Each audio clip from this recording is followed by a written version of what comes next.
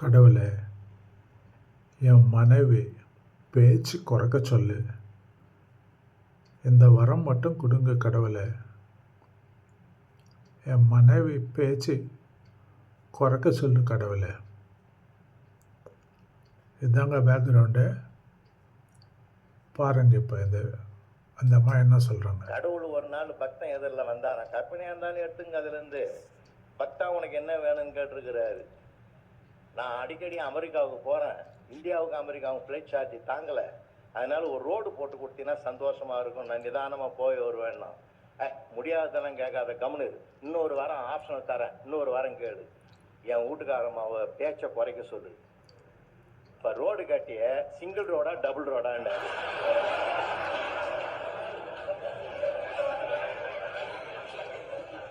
மனைவி அமைவது இறைவன் தந்த வரும், அவள் மௌனமா இருப்பது இறைவனுக்கே கிடைக்காத வரம்னா ஒருத்தன் கவிஞர்.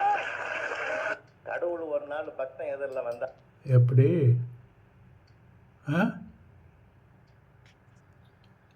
மனைவி பேச்சு குறைக்கிறதுக்கு கடவுளாலேயே முடியலையே, உன்னால் என்ன முடியும்? Please like, share and subscribe.